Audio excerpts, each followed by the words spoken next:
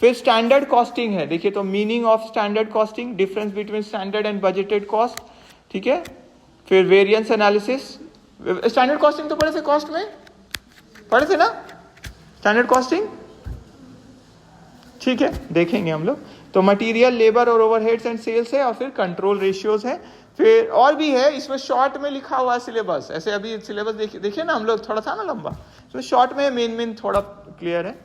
ठीक है। फिर मार्जिनल कॉस्टिंग में variable absorption, marginal costing, cost volume profit analysis, break even analysis है, मैनेजरियल डिसीजन मेकिंग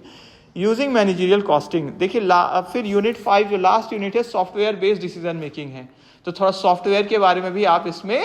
जानेंगे, मतलब कैसे कंप्यूटर के यूज से या एप्स या एप्लीकेशंस जो भी है सॉफ्टवेयर, कैसे हम लोग मैनेजरियल अकाउंटिंग उससे भी है, तो वो भी देखेंगे हम लोग। ये नया चीज इंट्रोड्यूस किया गया है, ठीक है। डिसीजन मेकिंग यूजिंग स्प्रेडशीट्स, मतलब एक्सेल से आप देखिएगा। फिर एक्सपर्ट सिस्टम्स अगर कुछ है तो उसके बारे में थोड़ा जानेंगे, ईआरपी सिस्टम्स और उनका क्या रोल है बिजनेस डिसीजन मेकिंग में, ठीक है। कुछ एग्जांपल्स है, देखिए real life example managerial accounting के। एक किराना स्टोर यूज करते हैं budgeting to estimate monthly expenses. दुकानदार भी तो अपना रिकॉर्ड करते हैं ना कि हमको कितना और सामान लेना है और कितना हम ले ले, मेरा कितना बिक रहा है, ये सामान ज़्यादा बिक रहा है, तो वो लोग भी अपना आप देखे होंगे कि जब कुछ सामान बिकता है तो वो कभी कभी क्या होता है रुक के थोड़ा नोट करते हैं, देखें कि इसका इतना सामान ये बिक गया है ना, जिससे वो क्या करते हैं मंगाना है और, है ना, या और मेरे पास कितना बचा। जो मैनुअल में कर रहे हैं लिखित वाला में, जो कंप्यूटर में कर रहे हैं उनका तो अपने आप ऑटोमेटिक रिकॉर्ड हो गया, ये इतना बिक गया, इतना बचा हुआ है, ठीक है। तो जो लेकिन छोटे दुकानदार हैं या जो सॉफ्टवेयर या कंप्यूटर नहीं यूज कर रहे हैं, वो लोग लिखित में करते हैं, लिख लेते हैं। जैसे एक कार्टून बिका या ये बिक गया, इसका एक पैकेट और मंगाना है इसका, तो उनको जो सप्लाई करते हैं आप देखे होंगे, उनको कभी आप दुकान पे गए होंगे उसी समय सप्लायर लोग आते हैं ना, है ना, अलग अलग चीज जो टॉफी, चॉकलेट्स या बिस्किट्स या कुछ भी इसी तरह का जो उनको देते हो, बोलते हैं ना कि हाँ अभी मेरे पास 2 पैकेट और है और 3 पैकेट आप दे दीजिए, है ना, तो ऐसे करके वो उनको बोलते हैं, ठीक है। तो ब्रेक इवन एनालिसिस भी डिसाइड हम लोग पढ़ेंगे इसमें कि कितना मेरा बिक जाए ताकि हम no profit no loss position में हम पहुंच जाए, तब ना हमको पता चलेगा कि इतना यूनिट जब मेरा सेल हो जाता है इसके बाद से हम प्रॉफिट कमाना स्टार्ट कर देंगे, है ना। तो पढ़ेंगे हम लोग क्या होता है ये, है ना। जैसे आप कोई इन्वेस्टमेंट किए, है ना, मान लेते हैं आप 100 रुपये का आटा खरीदे हैं, ठीक है, और सामग्री, नमक और ये सब मिला के मान लेते हैं आपका टोटल खर्चा हुआ 300, तो अब आपको पता है ना 300 तो मेरा खर्च है, 300 रुपया से जैसे हम ऊपर बेचेंगे तो मेरा प्रॉफिट स्टार्ट होने लगेगा, ऐसा सोच सकते हैं ना, ठीक है। तो वो क्या होता है, जो वो no profit no loss situation होता है उसको क्या बोलते हैं हम लोग, ब्रेक इवन पॉइंट, ठीक है, BEP, ठीक है। फिर मार्जिनल कॉस्टिंग हम लोग को हेल्प, जब हम लोग पढ़ेंगे देखिएगा आप, डिसाइड करता है कि whether to accept bulk order, कि हम लोग को बल्क में एक बार में ही एक्सेप्ट करना चाहिए, मतलब मंगाना चाहिए, या क्या करें हम लोग कि हम मतलब ये उस सेल करना चाहिए कितना में, है ना। तो हम लोग देखेंगे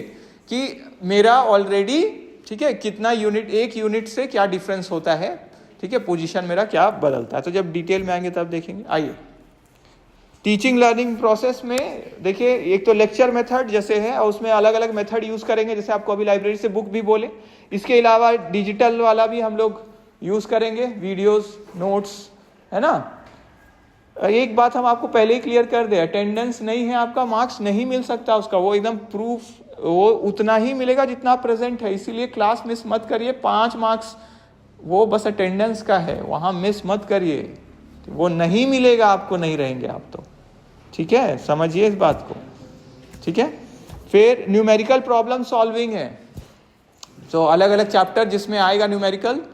यूनिट 1 के बाद देखिए लगभग न्यूमेरिकल सब स्टार्ट हो जाएगा, तो देखेंगे उसको हम लोग। केस स्टडीज, कुछ केस स्टडी भी देखेंगे हम लोग, ठीक है, कि कैसे केस स्टडी क्या होता है, एक सिचुएशन दे दिया जाता है, एक्स लिमिटेड है या मिस्टर एक्स है या जो भी है, ऐसा ऐसा है, आप निकालिए, ऐसा नहीं, ये क्या करना होगा इनको, इस तरह से, ठीक है। तो case studies ICT based teaching tools use करेंगे, जैसे वही प्रोजेक्टर हो गया या स्मार्ट क्लास में जो हम लोग करते हैं, या यूट्यूब से जो अलग अलग जो चीज़ है। कंटिन्यूअस इंटरनल असेसमेंट, जैसे आपका क्विज लेते हैं ना बीच बीच में, है ना, क्विज ले लिए, टेस्ट ले लिए, ओरल टेस्ट ले लिए, असाइनमेंट दे दिए, ठीक है, इस तरह का, ठीक है। लर्निंग आउटकम, तो इसमें हम लोग ये पढ़ेंगे तो क्या होगा, तो आप पहला चीज सीखिएगा एनालाइज करना कॉस्ट इंफॉर्मेशन, ठीक है, जो पहला ही यूनिट में कॉस्ट रिडक्शन, कॉस्ट कंट्रोल और अलग अलग जो मार्जिनल कॉस्टिंग, एब्जॉर्प्शन कॉस्टिंग, ये सब अलग अलग चैप्टर जो आएगा हमारा स्टैंडर्ड कॉस्ट अलग अलग, ठीक है। Prepare budgets and variance reports, तो हम लोग देखेंगे बजट जब बनेगा तो बजट बनाना भी सीख पाएंगे हम लोग, कैसे बनता है बजट, ठीक है। फिर apply marginal costing for decision, ठीक है, मार्जिनल कॉस्टिंग को अप्लाई कर सके डिसीजंस के लिए। Use software tools for managerial decisions, तो हम लोग सॉफ्टवेयर के बारे में जब पढ़ेंगे तो उसमें हम लोग ये देख सकते हैं। असेसमेंट पैटर्न क्या रहेगा देख लीजिए, अटेंडेंस का, ठीक है, लिखित में दे दिए, बाद में नहीं बोलिएगा कि नहीं पता था। देखिए 5 मार्क्स किसका है, अटेंडेंस। इंटरनल असेसमेंट जो होगा 20 मार्क्स का, ठीक है, तो इसमें जैसे असाइनमेंट, टेस्ट, क्विज, ये सब, ठीक है, तो उसको भी असाइनमेंट में काउंट करते हैं ना, बोलते हैं ना करना जरूरी है, तो वो करिएगा, ऐसा नहीं कि नहीं करेंगे तो चलेगा, ठीक है। लास्ट सेमेस्टर वाला जो लोग असाइनमेंट नहीं जमा किए हैं वो कर दीजिए, ठीक है, करना है जरूरी, ठीक है, जिनका भी है वो जरूरी है रिकॉर्ड रहना, वो जमा होता है एग्जाम डिपार्टमेंट में। तो जिस सब्जेक्ट का भी मिलता है आपको और जो भी बोला जाता है वो करिए, वो रिकॉर्ड रहता है,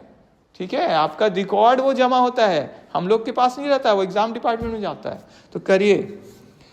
एंड सेमेस्टर एग्जामिनेशन जैसा आप जानते हैं 75 मार्क्स का है, ठीक है।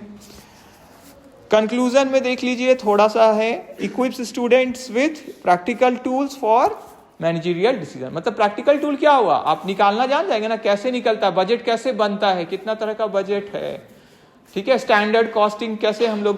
फाइंड करते हैं, कैसे निकलता है ये, मार्जिनल कॉस्टिंग ये सब क्या है, टोटल कॉस्ट क्या है, तो उसके बारे में मतलब एक तरह से कॉन्सेप्ट मिल गया, वो आपका टूल हो गया। और ये गैप को ब्रिज करता है, मतलब भरता है किसमें, अकाउंटिंग थ्योरी और बिजनेस प्रैक्टिस, क्योंकि इसमें हम लोग डिसीजन लेते हैं तो जितना भी इंफॉर्मेशन है उसके बेसिस पर लेते हैं, तो हम लोग इसका क्या है बिजनेस में इसको सीधे इंप्लीमेंट करते हैं, जो डिसीजन हम मतलब जो भी हमको इंफॉर्मेशन मिला है फाइनेंशियल अकाउंटिंग से, कॉस्ट अकाउंटिंग से, other areas of business organisation से, तो उसको हम लोग इंप्लीमेंट करते हैं, ठीक है। थैंक यू, ये हमारा इंट्रोडक्शन कंप्लीट हो गया।